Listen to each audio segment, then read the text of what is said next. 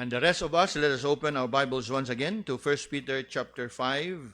1 Peter chapter 5. And we will read verse 8 and 9. 1 Peter chapter 5, reading verse 8 and 9 together. We invite those that are with us online to please join us if you have your Bibles on hand.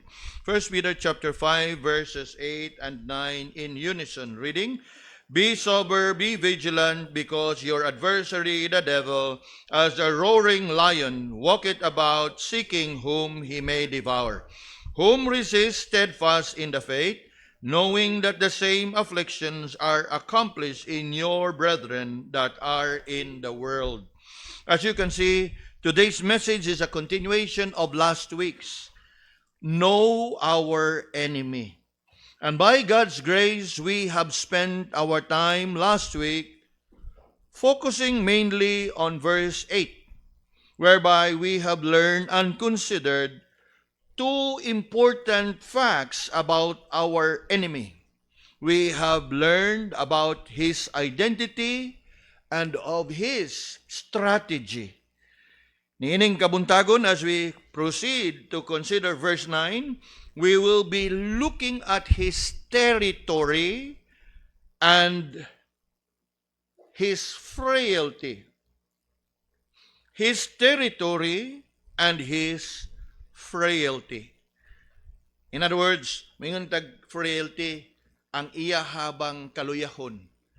In the midst of that understanding, we have a very powerful enemy that we can never ingon pa na to overcome by our own strength. That is why we are exhorted, be strong in the Lord and in the power of His might, because we battle not against flesh and blood, but against principalities and power. Apan atong sayron mga kaigsunan nga taliwa sa iyang pagkagamhanan o pagkamakusganon, sayre nga in reality, una, he is a defeated foe. In fact, he is a fallen angel. And therefore, we need to know also nga in the midst sa iyahang kabantugan o sa iyahang kabangis, naagihapon siya ay kaluyahon. And that is what we refer to as his frailty. But let's deal with his territory first, as we can see in verse 9. Look with me again in verse 9. "Whom resist steadfast in the faith, knowing that the same afflictions are accomplished in your brethren that are in the world." Now, notice what the verse says. Una, we are told to resist steadfast in the faith our enemy. And the same enemy has been afflicting, wreaking havoc among our brethren that are in the world. Sa atuang paglantaw ni ana mga kaigsunan, buot nako nga atong sayron, as far as his territory is concerned, his territory is the world. As you can see, he has been causing damage and destruction to our brethren where? In the world. Now, the world here does not refer to something about nga naa siyas kalibutan, meaning ni backslide, Kristohanon nga ni backslide nga naas kalibutan. But the world here simply means the world we live in. Meaning nga ang atong kaaway has been making his ingon pa nato, causing destruction and trouble among God's people that are all over the world, nga naa sa tibuok nga kalibutan. Now, I want us to establish that. Kay ngano? Kay naay, now, subo, pero naay mga magtutudlo o preacher nga maingon nga, brethren that are in the world, meaning kaniadto naa sa simbahan, ug karon nibalik na ngadto sa kalibutan. Now, while it may sound like that, pero ang katuyuan yun niini nga ang panuway ug ang atong kaaway has been active all over the world. Nga kinahanglan nga ato gyung batukan, kay og dili nato batukan mapukan ta. kahinumdum mo sa pagpahimangno atong milabayng simana, be sober, be vigilant, for your adversary, the devil, is like a roaring lion. So sa ato ang pagsabot ug atong nasayran niya atong miaging Domingo nga he is a roaring lion. He is not a dog nga mupaak lang o kina. He is a lion that is devouring. Kay ang kabantay mo ngiro makapaak gani mudagan man gani na. Kay para nila okay na tong usa ka paak. But lion, they don't just bite. They devour you. Mura ba og kita bitaw og mukakaon tagmang inasal nga hutdon yun nga bukog na lay mabilin? That is what it means to be devoured. Unya mao na atong kaaway. And here Peter is telling us that the territory, ang teritoryo niya is all over the world. Gani gipahinumduman ni Peter ang iyang gisuwatan niini by saying, you must resist steadfast in the faith, knowing that the same afflictions are accomplished in your brethren that are in the world. In other words, while sila nga gisuwatan ni Apostol Pedro is suffering persecution, and Peter here is reminding them nga the one that is behind their suffering, which is persecution, is none other than the adversary, the devil, who also is causing havoc among the brethren from other parts of the world. Hinumdumi, if you still can remember, these brethren nga iyahang gisuwatan, they were actually Jewish believers that were scattered in different provinces in Asia. You would find it in chapter 1, verse 1. Apan, si Peter dili nagpahinumdum nga, dili lang kamo ang nahiagom sa maong pagpanglutos, nga gipasigdahan sa inyong kaaway sa panuway, your adversary the devil, kay ngano, even your brethren that are in the world are also going through the same affliction.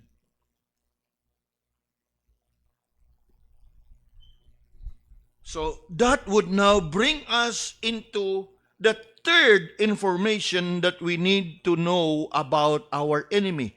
In regards to his territory, the entire world is his territory. In other words, there's no place in the world that you can consider as out of reach by the enemy. In fact, even the confines of this worship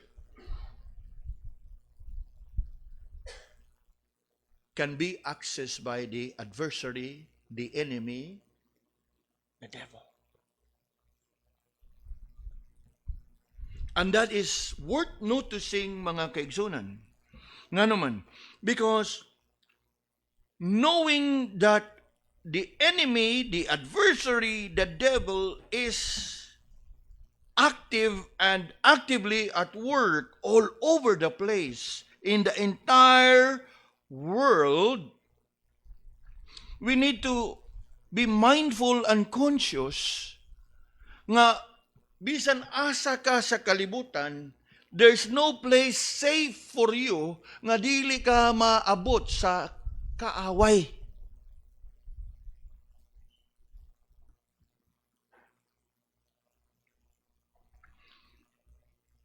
In fact, now listen carefully. Satan has access to the entire world geographically. Siguro maingon mo, sa ato pa omnipresent siya, Pastor? No. He is not omnipresent. But remember, sa iyahang pagkahug dinhi sa kalibutan, together with him is what? 1/3 of angels from heaven. Are we following? And I hope you are following. Kay haron nga masayod gyud ta. Kay ngano man makahinom doon naman tas panoy madakinas gina panuway kan dako. Tibantay mo na. Now, ayaw. Bisag wa kang madakinas na. Remember, the adversary, the devil is Gapaabot. Inarawat sa wa, pagkagatakinas, gatanaw na nani mo. Nakuha na to? Satan has access to the entire world geographically. He is not omnipresent, but simply because he is a spirit being, he can be from one place and then all of a sudden in the other. In fact, dili nato na ikahibong. Kaya nga naman, if you're familiar with the book of Job, there was a time nga ni-appeal siyang meeting dito sa hinumdum mo na?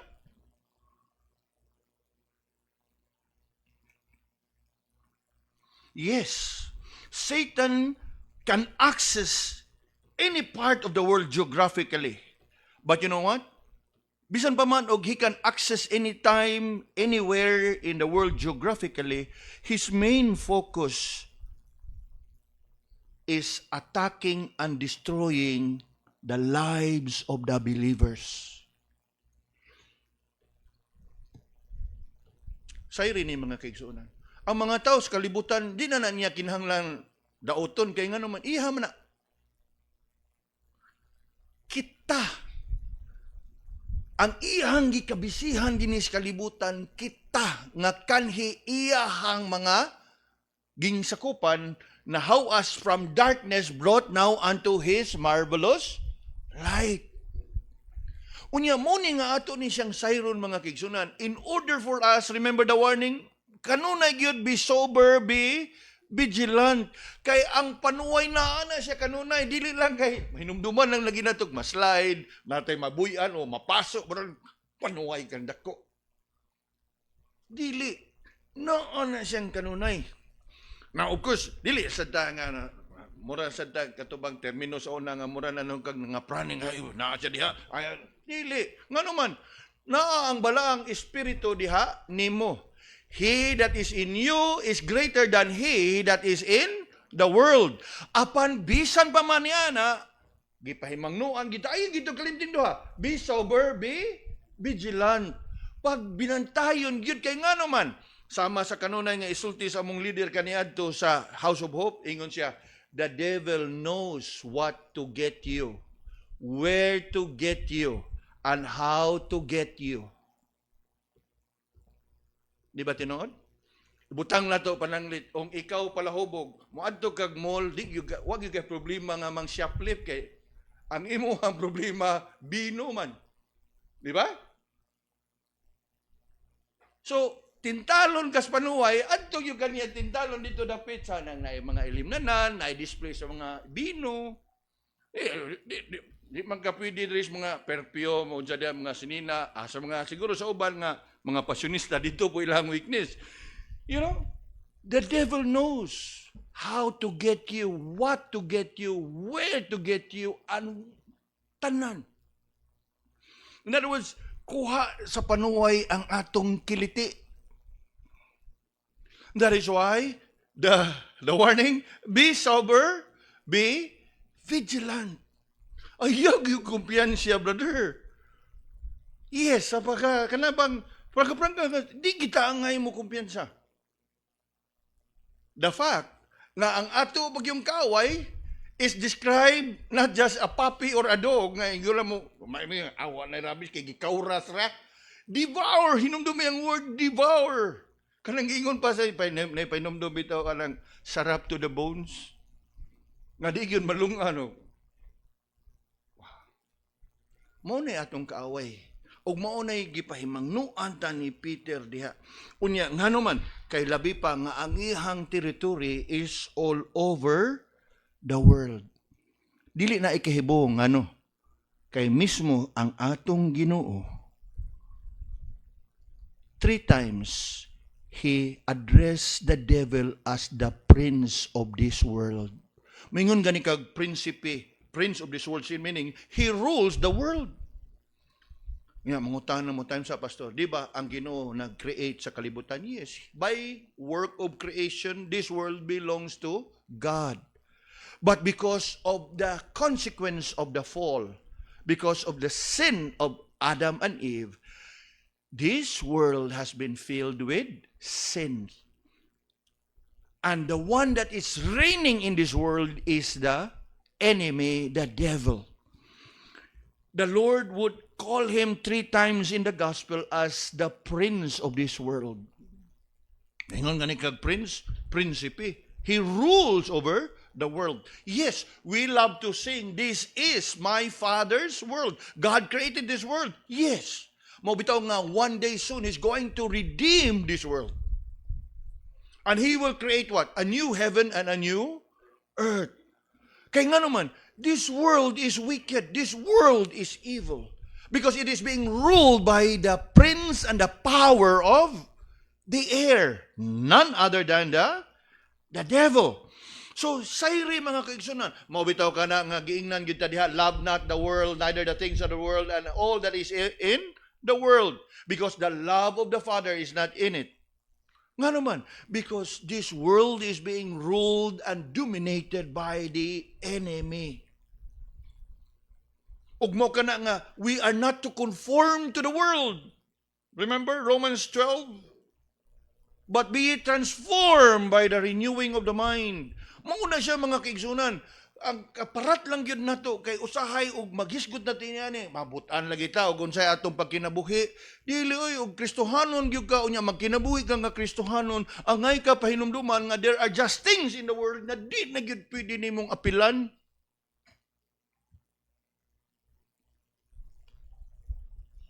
Kay gikan na ta diha. Gihawas ta diha. From darkness unto God's marvelous light.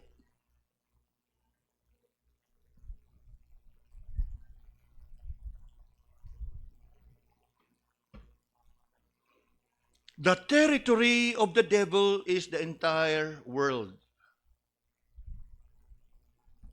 There's no place in the world that is out of his reach. Somehow, God in His goodness and God in His sovereignty permit the devil and has given the devil a certain level of freedom and liberty to move about in the entire world and even to rule over the world. Nga kung maghisgot kita sa iyaha nga ingon pa nato a playground, the entire world is the devil's playground. And remember that imagery in verse 8, that he is like a roaring lion. He has that liberty and freedom to move about the entire forest. Kaya siya guy-hari. Nga siguro og naay ubang mga kahayupan diya inig agi sa leon, igo lang mo padaplin og pwede kanabang ingon pa nato og sa tao pa og natao pa pakitag katahuran ba mo pahipi na lang niya muhawan. Uy, hawan na butan ta magtapok-tapok diha butan ta niya mga usapang klases kahayupan. Inig kadungog na mo roar ang leon, iyahay og kanang evaporate. Skirda. Naingari. Na mauna ang atong kaaway.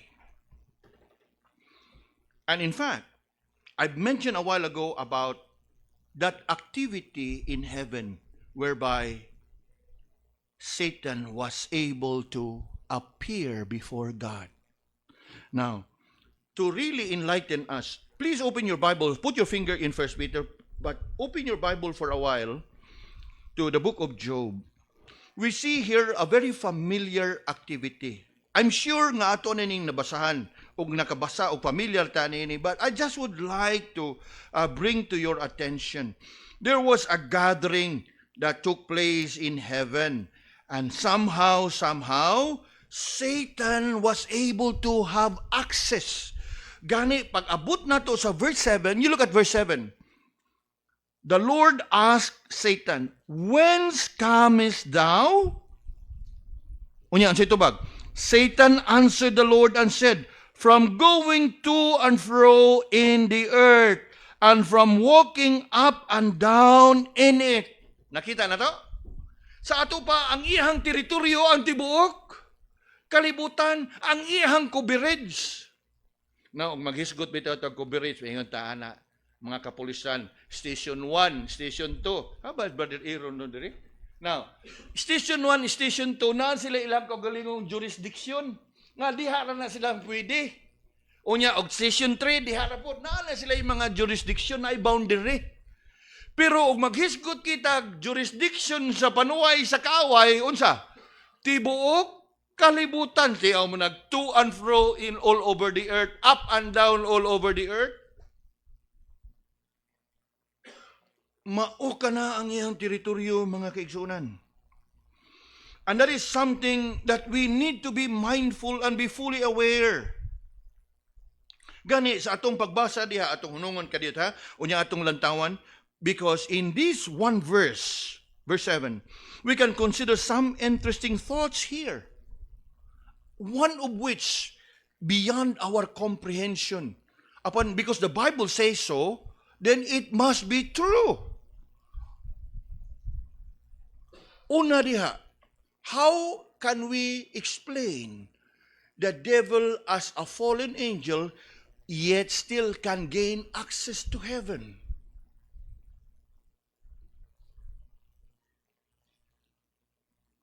Wa gitay kasayuran og unsa to nga meeting, church board meeting, session meeting, og unsa to dito PTA meeting. But there was a meeting up there in heaven and Satan was there. Di man na pwede nimo nga figurative na pastor. Na figurative na appeal si Job pagka figurative.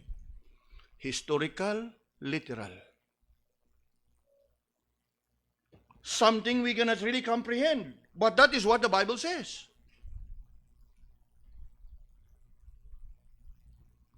Satan appears before God. Unya it appears nga sa iyang pagkuan mura ba og makita gyud nato diha nga that means dili man gyud nato matugkad og ma-explain ang tanan. That means nga bisan pa man og naay gahom ang panuway og si Satanas, ang iyang gahom is still subjected to God the Almighty. Kay ngano man gipangutana bitaw siya nga taning di kagikan nito bagsad, di ba? Tara man verse 7. If you analyze that verse, daghang kang masayran diha nga murag di gayni nato matugkad. How is it possible? He was already cast off from heaven.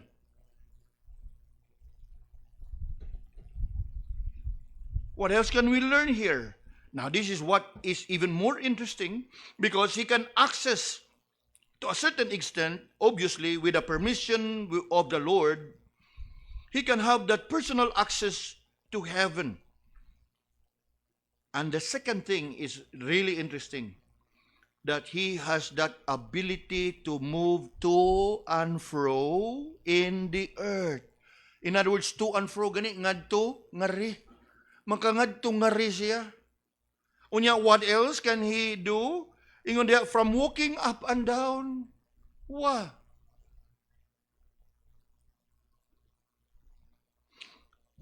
In other words, the devil has this territory, the entire world. Kanang gitawag bitawag news. Mao man na, news is actually an acronym nga ang mga balita from north to east and west and south. Mao na nga ang balita gitawag og news.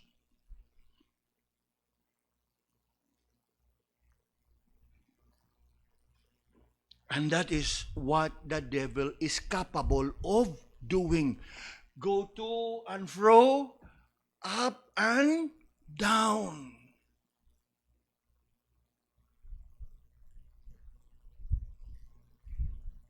Yes, he can even have access to heaven. And he has that access, obviously,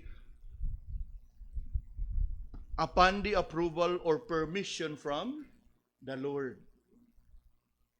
Pero isn't it really intriguing? Now, let's not go beyond what the Bible has revealed. But in here, one thing we know is yes, naa siya'y access nga makahinabi pa niya ang atong Ginoo. Apan diha sa pagpangutana atog yung nasayran din kagikan all over the earth, to and fro, up and down. Ingon ana siya kabisi mga kaigsunan, meaning he is active diha sa iyahang mga gimbuhaton. He is a potent and active enemy nga dili nato kakumpiyansaan. He is moving all over the earth. Now, niining tungura ako po ning ipahibaw diha ninyo kay ngano nagtuo ko nga sama nako we have that common understanding nga ang panuway to as impierno. Sayri mga kaigsunan nga karon sa atong panahon, the devil is not yet in hell. And he has never been in hell. He has fallen from heaven to earth, but is still yet to be cast into the lake of fire in the book of Revelation. So, asa ang iyang territory? Ang kalibutan. Yes, we need to understand and we need to know this. Satan is not yet in hell and he has never been there yet. Yes, we know in the Bible that he will one day be cast into that lake of fire. He is heading there, he's going there. But as of the moment, he is active in the world. Ug unta sa atong kasayuran nini labaw nga magbantay pagyudta. Kay siya ug ang 1/3 of heaven, remember? Fallen angels, they are active in the world. And they can work through in influence, lifestyle, philosophy, knowledge, education, music. Ayaw yun magtuo anang naitaw nga mingon nga music is neutral. You know, I don't know if you have heard of it. Music is neutral. You know, some people like say they want to justify their contemporary Christian music in their worship, lukso-lukso. And then they would tell you, you know what? Music is neutral. There's no wicked do and a righteous do. You know, the notes do, re, mi. Murag nindot kayo ang argumento. There's no such thing as a wicked do and a righteous do. Nindot kayo paminahon, murag og di gyud nimo bantayan pod ang iyang argumento. Ning bitaw no neutral ang kanta. Depende og unsa gyud imong kantahon. But you know, music has been the powerful tool in the hands of the devil.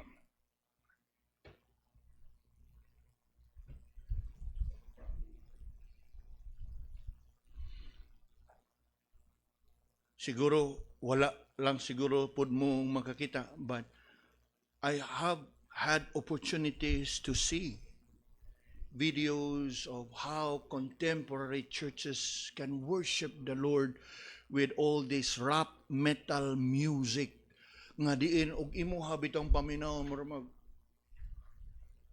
lupigon pa man ang concert sa Metallica og Megadeth.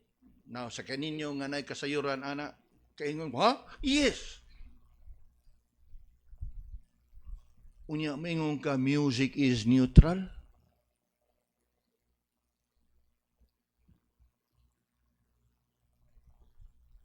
The devil is active in every aspect of our life. Music, lifestyle, philosophy, mindset, everything that is trending, fad, fashion.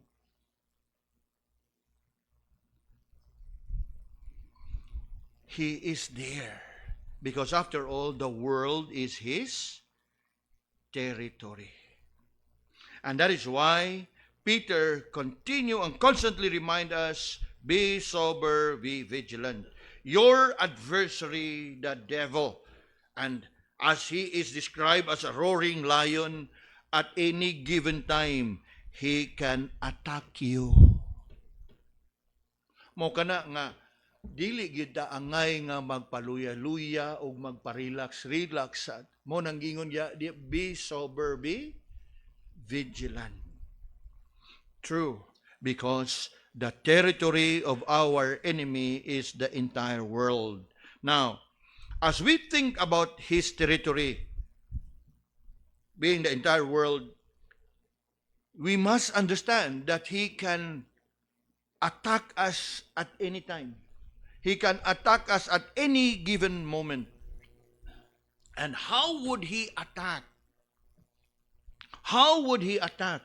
Nga naman, kaya ang problema man good, we are fighting not against physical enemy. We are fighting a spiritual enemy, an invisible enemy. We can only discern and detect kaniya by seeing og unsay nagapanghitabo. We can only see and have a glimpse or have an idea of what he is accomplishing sa unsay atong madungog, sa unsay atong makita. Because he can work his way through influences. He can work his way through influences, powers. Now, mingon gani kag influences, it is not about people, but it's about concept.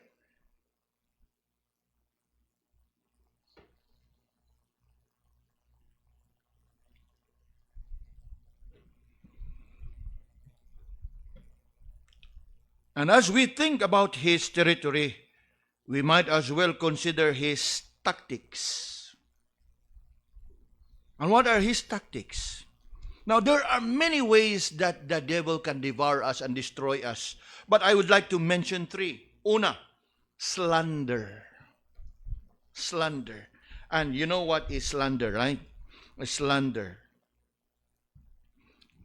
In fact, that's the meaning of the word devil, a slanderer.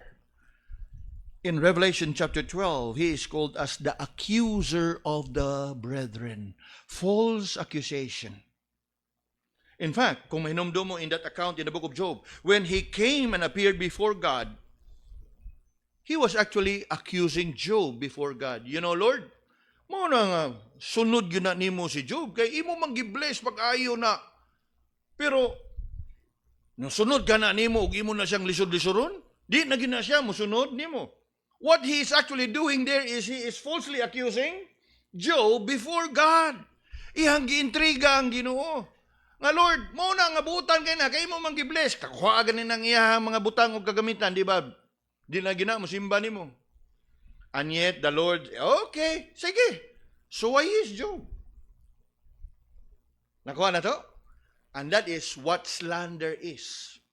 And you know, the devil can work this, not directly to us. He can work this among our brethren. Nga usahay kita maakusahan sa atong isig kaingon sa mga butang nga wa nato gi buhat. Kuha na to? Og napoy mga panahon nga kita sa atong kagalingon maghunahuna og dautan sa ato pong kagalingon. Kristohanon ba ko dili? Ambot ani, naglisod man ko sa kong kinabuhi og Kristohan ang Ginoo maayo, iblison da ko sa Ginoo nganong naingon ani man ko. Now, if ever nga maabot ka ng puntuha, you should know nga iya na siya sa kaaway. When thoughts that would cause you to doubt God, thoughts that would cause you to question God's dealing, you should know nga iya ka na sa panuway. That is what slander can accomplish. False accusers. Unya, dili biya sa yun mga kaigsunan. When you are being falsely accused, when people nga diin maglihok ana nga mga kanang mga ideya nga ingon ana against you, it's not easy. It can surely affect you. At times, it can even hinder you and discourage you sa imong paglakaw. Labaw na sa imong pangalagad. Much more kung ikaw mismo maghunahuna og negatibo sa imong kagalingon, murag wa man gyud koy mahimo nga maayo. Uy, puros na lang gyud palpak, puros na lang gyud sayop ang akong buhaton. What happens? You become discouraged. And then in being discouraged, you what? You entertain doubts. Lord, nag-ampo ba gyud ko ani ngano napakyas man gihapon ko? Now, sa mga panahon ngayon ana mga igsoon, you should know that it is the voice of the enemy, the devil. Nga naman, because the devil, the word itself, devil means a slanderer, the accuser of the brethren. Like Job, he can actually accuse you before God. Ang wa lang yun niya matugkad nga, bisan pa mag-imong akusahan ang usa ka tawo ngadto sa Ginoo, nakalimot siya nga ang Ginoo is all-knowing. Kuha na to? Mao to nga, sa iyahang pag-falsely accuse kang Job ngadto sa Ginoo, mao ba? O sige, suwayi. And for that purpose, subo man kay nahiago mintaon sa grabe nga kasakit nga nagian o kapait si Job, pero kato sa katuyuan to prove the devil wrong. Di ba? Ingon gani siya diya, naked came I in my mother's womb, naked when I returned thither, the Lord gave, the Lord take it away, blessed be the name of. So ma-imagine nimo og unsa ka dismayado ang panuway niya tungtungura. Matay gini si Job, wag yung madada. Remember, he's a false accuser. Kunya ihag yung barugan kay ihag yung falsely accused ngadto sa Ginoo. And so he went again and bargained with God.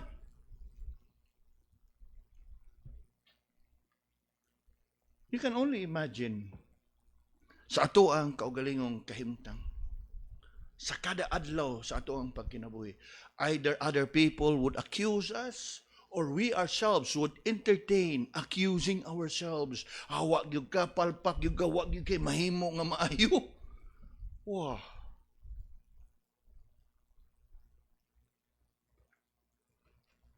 So that's one favorite tactic of the devil. Remember, giunsa niya si Eve? Did God really said? Nga di mo pwede makakaon, ana?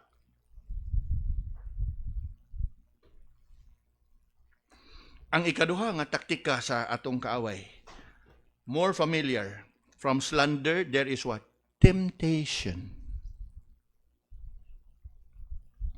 We know very well how he tempted Eve in the garden. We know very well how he tempted 3 times but failed to tempt Jesus in the wilderness. We know very well how he have worked his way to Judas. We know very well how he influenced Peter. Remember Peter? Kinumdum mo kang Peter? Nga sa diha nga ningon ang atong Ginoo nga, let's go back to Jerusalem where the Son of Man shall suffer and die and be buried and on the 3rd day rise again. Unsay tubag ni Peter? Ingon si Peter, Lord, kay bao man ikaw nga mamatay ka dito sa Jerusalem, ngano mabalik man ka? Unsay tubag sa atong Ginoo niya? Get thee behind me, Satan. Because he know nga ang tingog iya kang Pedro, pero ang ideya gikan sa kaaway. Nakita po, ug makadungog sa ganita nga murag diliing maayo ang isulti sa itong panuway yung kandak ko ayaw lang po. Be wise and be very discerning. Ayaw lang po kay kana sila, some of them may not know nga ang nahitabo lang nga ang ilahang ideya nahisubay ug nahiuyon, obviously because they have been influenced by the enemy. You think about Judas. Sa diha nga nangaon sila giingnan sa Ginoo nga ang imong buhaton-buhata na. We know that in the Gospel of John, and the Gospel of John records, and Satan entered Judas. Ingon ana na siya mga igsoon, mo bitan nang I'm sure familiar ta na. Ngano man tong iya man tong nabuhat, mingon dayta nga na sudlan sa daotang, nya mingon dayta na naway, no? Naway ana. Di ba? Because that is actually what is happening. Makabuhat gani ka sa mga butang nga kanang murag yawan nasudlan ka sa daotang impluwensya. Ug na-impluwensyahan ka sa kaaway.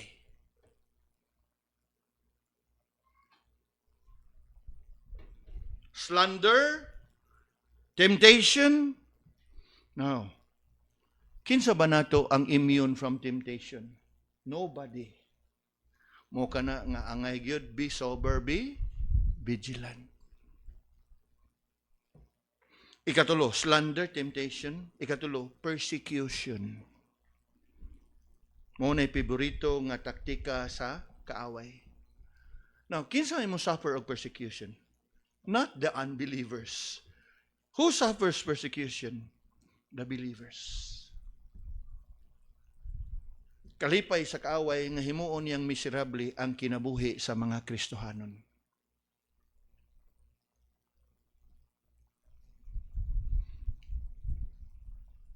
You may be thinking, sa una ra ng panahon, Pastor, karon modern na, we have the freedom of expression.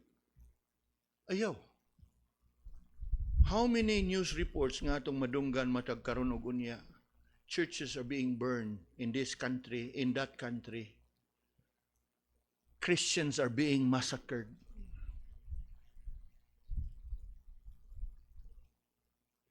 In fact, in the last 100 years, karon from here, in the last 100 years, we have seen a lot of Christians suffering persecution, manslaughter. Some of them really have died compared to the persecution in the first, second, and first to fifth century, where it all started. Now, other than persecution like physical suffering and sorrow, adunay na may nagkalilaing matang ron sa persecution. Sometimes, sa imuhang pag-apply sa trabaho, in all honesty, you may have indicated na magnadiya sa imong ingon pa nila sa una gud sa ato ang panahon murag bayodita mga tawag anak niya karon murag CV. Sakto ba ko? CV? Oh, nya unsa man ang CV ha? Murag kauban mas Jollibee. No. CV is what? Curriculum vitae, no? So maglisod pa tagbasa unsa ni bitai. But anyway, that is how it is. Unya, in all honesty, yung isuwat nga, I'm a born-again Christian, Protestant, nga, maban gani may ngon yun, Bible Presbyterian. Sometimes, inig-apply ni mo, mo ba? Wala ba na ikuan ninyo, di ba? Domingo, agi trabaho kay simbag yun, kay muna. Unya, willing ka? Sometimes, ba, mo trabaho ba kitag Domingo? Now, it can be a side comment, but it's actually a form of persecution.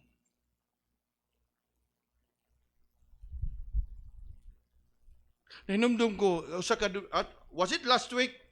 My wife was telling me, di mo ko kadungog sa ilang fellowship sa Luyo na mag-drive ko. Gikan mis Labangon, niya pag-agi na mo di Salvador, na prosesyon, niya pista de dire, niya nagisgutis-gut sila ni Brother Ibin, Brother Julius. Kani gisubay ni Mrs. nako nga dito sa Brother Ibin sa ilaha sa Bukidnon ang iyang manghod ba to nga namista unya ang iyang manghod nga namista kay di man magtotoo yang manghod namista uban sa iyang mga kaparentihan naka bring house og adobo niya pag-abot sa pag-adobo kay kasi Brother Ibin sakto ba pagkasubay brother pag-abot sa balay gisubay niya kuya nay bring house ako ning gidagid para nimo niya, adobo siya nga.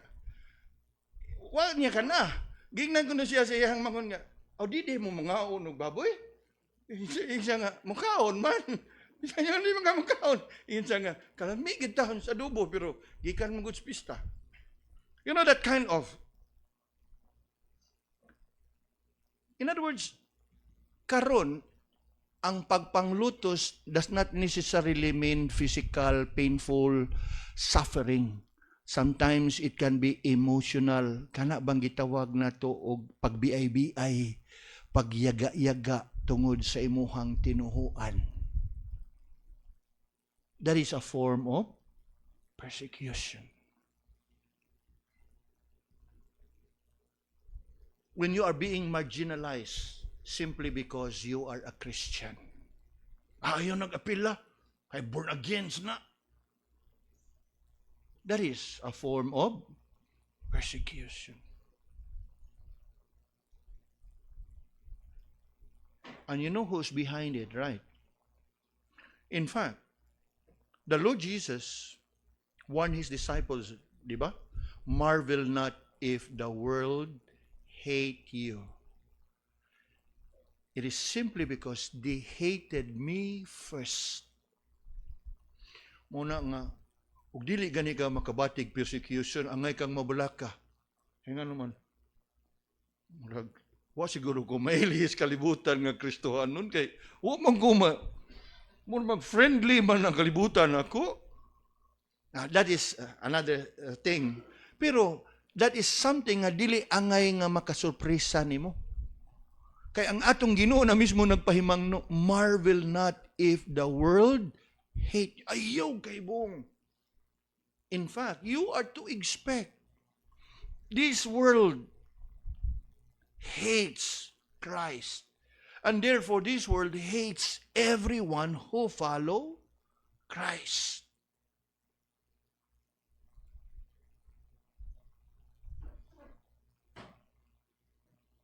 Slander, temptation, persecution. We have considered the territory together with his tactics. Now we move on to consider his frailty. His frailty. I did mention a while ago that he is a defeated foe.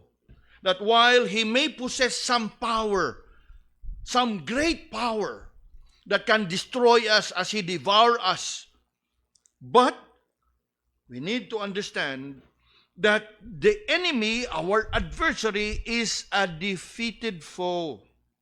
And we can engage him and he can be defeated. Of course, not by our strength, but by the strength that comes from the Lord. Mao kana nga Paul said, be strong in the Lord and in the power of his might. In the words of Peter, 3 key words that you would find here. Una, be sober, and then be vigilant. Ato na nanggi balik-balik, no? To be sober simply means that you are to be clear-minded. That you are to be free from any control or any influence. Mabitaw ka na nga kana bitaw sa kanang driving, kanang naigitawag og sobriety test. To test whether you are DUI, driving under influence of alcohol. So, while the idea is there na you must be free from any influence, kaya nga naman, if you have been drinking intoxicating drinks, surely ang imuhang action, ang imuhang sinultihan has been influenced by the effect of the alcohol. But the word here, be sober, is more than just being free from alcohol. Rather, it also includes be free from any influence that can entice you ngagikan sa panuway. Be clear-minded. And how to be clear-minded? Dwell on God's Word. What does the Word of God say in regards to this? Unsay gisulti sa pong sa Ginoo.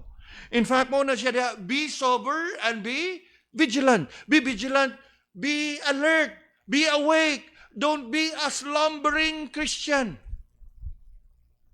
Always be on the guard. You don't just anyhow accept and receive and believe whatever it is that has been spoken unto you and has been shared to you.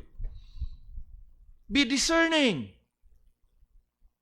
Be sober, be vigilant. But there is one more that I'd like us to consider. If you look carefully in verse 9, it says there, whom resist in the faith. In other words, the enemy, the devil, while he can be powerful, yes, but he can be resisted. And how to resist? Resist in the faith. In our scripture reading earlier, we read in James 4 verse 7, resist the devil, and then what? He will flee from you. He can be resisted. But how to resist? Resist the devil in the faith. Now, I want us to look carefully at this statement, mga kaigsunan, because Peter here said, resist the devil in the faith. It simply means that you be steadfast in faith. It's not about ang imong pagtuo, but it's all about sa imong gituhuan. O kung sa imong gituhuan, ang pulong sa Ginoo. In other words, if we are to resist the devil, we must be steadfast as we are established in the truth of God's Word. That is what verse 9 says. Whom resist steadfast in the faith. There's that definitive there article the. Resist steadfast in the faith. Kinahanglan nga lig-on ka diha sa imuhang dili lang sa imong pagtuo, kung dili sa imong gituhuan. Unya unsa may imong gituhuan? Ang pulong sa Ginoo. Now, if you are familiar with that account in Matthew chapter 4, when the devil tempted the Lord 3 times, remember how the Lord rebuked the devil? It is written. It is written. It is written. Now, ang atong Ginoo Dios magagagahom sa nga tanan. Pwede ra kay niya lutikan ng panuway. Pero giyon sa niya pagtubag, it is written. It is written. It is written. 3 times he rebuked the devil. 3 attempts from the devil, he rebuked the devil 3 times. It is written. It is written. It is written. The Lord is actually setting before us an example how to resist the devil by God's Word. Pag-ingon diha, turn the stones into bread, the Lord Jesus said, it is written, man shall not live by bread alone, but by every word. Pulong sa Ginoo. Now, what is it that we spend much of our time when we come for worship? We feed on God's Word. Kaya nga naman, ang pulong sa Ginoo mo'y maghatag nato kalig-on.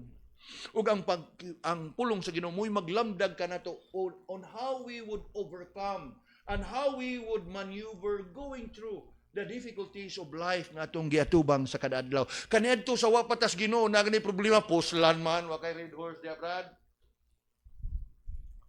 Unya nasolban ang problema? Wala. Gani gihulhugan magigagsa mo sa panuway, kuwang na lang mo sa unipa.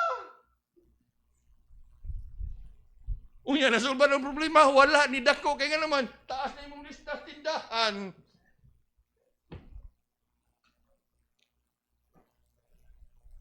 Na, balik-balikan na to atong kinabuhi kaniadto ba, nga wa gyud ay kadangpan. We trust in our own understanding. Remember Proverbs, right?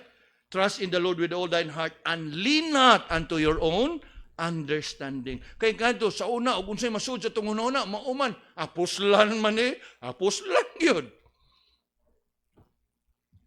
Hangtod nga wa na gyud unday kaposlanan. It is written, it is written, it is written. And you know what? God set before us an example. Nga sabisan unsa nga matang sa suliran nga atong giatubang. Let's go back to the scripture. Kay nga naman, diha sa pulong sa Ginoo kang kinsang tingog ang imong mabasag madungog. Pulong sa Ginoo. Ang imong pagdangop sa Ginoo daw sa mga imong nidangop ka diha sa iyahang pulong. It is written, it is written, it is written. And that is why in all of our meetings, be it worship, prayer meeting, Bible study, God's Word is central. Importante ang pulong sa Ginoo kay naa diha ang words of wisdom, words of counsel, words of advice, words of comfort. Nga moglamdag kanato nga ato ang maatubang ang kinabuhi sa kada adlaw. Unya, how are we able to say it is written? You know, you must be established in God's Word. You must know what is written there before you can speak. It is written. So, there's no shortcut about it. Ganahan ka nga magmalig-on diha sa imuhang pagtuo, nga dili ka mapukan sa atake sa kaway, lig-una imong kaugalingon diha sa pulong sa Ginoo. By knowing His Word and knowing what is written in there, that will enable you to have that confidence to rebuke the devil. It is written, it is written, it is written. In fact, interesting kayo, okay? When you study Matthew 4, the temptation of the Lord, he quoted verses from one book in the Old Testament, and that book is the book of Deuteronomy. Man shall not live by bread alone. Thou shalt not tempt the Lord your God. It's all in there. Pangutana, how was the Lord able to quote that verse? Obviously, because He is God. The entire Scripture is His Word. And that is how we resist the devil. His maneuver, his tactics, his strategy, his attack. That is why we Christians need to know our Bibles, or else whenever we are attacked, how are we able to remind ourselves it is written? Kung wa gitang masayod ug unsa po'y nasulat didto. Siguro the most nga tumingon nga God helps those who help themselves. Murag wa man na nga verse sa Bible. Every good boy does fine. Uy, murag sa music man na. Di ba no? Subo. If you claim that you are a Christian and you don't know anything from the Bible. O salamat na sa Ginoo nga nakas pagsuway maka-recite kag John 3:16. Pero murag di man haom. Di ba no? Our children recite verses from the scripture every Lord's Day. Kanindot kayo because it comes handy. It is the word of God that you would use. Remember in Ephesians chapter 6 when Paul described to us the armor of God, the word of God is referred to as the sword of the Spirit. Because it is the one that you would use to fight the enemy, in resisting the enemy. And indeed, the devil surely would flee from a believer whose sword is so sharp with the word of God. And somehow, diha atong makita that the devil, despite his power and his influence, is a defeated foe after all. A while ago, I did mention that the devil is not yet in hell and have never been there. But one day soon, he will be thrown into that lake of everlasting fire. Asa siya? Naa siya sa kalibutan. This is his territory. Mo kana nga kita, we must know that we are no longer of the world, but we are still in the world. And the fact that we are still in the world, angay gyud nga we must be sober, be vigilant, and then ang katapusan, be resisting. Continue to resist. Dili nga makig-away ka, dili ka kanunay nga makig-debate ka, makiglalis, pero batuki diha sa imong kasing-kasing ug na nga dili ka mahulog sa lingla o pagpanglipat, pagpaglimbong sa kaaway nga mokonforme ka sa mga buhat ug sa mga kalihukan nga iya sa kalibutan. Resist. Steadfast in the faith. But you know what? One day soon, as a defeated enemy, hibaw gyud ta nga moabot gyud ang panahon. One day soon, the devil will be thrown into the lake of fire. Now, one last verse, then we end. Turn your Bibles there. Revelation 20, verse 10. Na hinumdumi nga ang kaaway, ang panuway, wapas impyerno ron diin, naapas kalibutan, galiyo, tuyok-tuyok, ngadtong nganhi, up and down sa kalibutan. But one day soon, we read in Revelation 20 verse 10, ingon diha, and the devil that deceived them was cast into the lake of fire and brimstone, where the beast and the false prophet are, and shall be tormented day and night forever and ever. And he will be there with the unbelieving whose names were not found in the book of life. Come down with me to verse 14 and 15 of the same chapter. Revelation 20, verse 14 and 15. And this is what we read. And death and hell were cast into the lake of fire. This is the second death. And whosoever was not found written in the book of life was cast into the lake of fire. In other words, may siguro nga ato na ning timan-an, nga usahay mga ato gumunhon na ato Diyos impirno kay tuan panuway. Wa pa oy, na busy pa diri. Wa pa siya nagpaspa. Wa pa nagpa-relax. Nga pa siya sa atong kalibutan, padayon nga nangita og iyahang tukbon.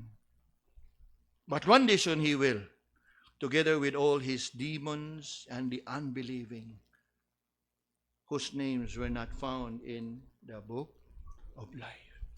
And so, I trust that we have known our enemy by now. We have looked at his identity. We have looked at his strategy. We have looked at his territory. We also have looked at his frailty or his weakness.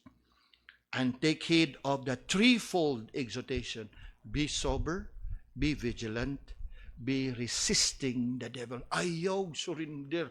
Ayaw ritso og kanang give up.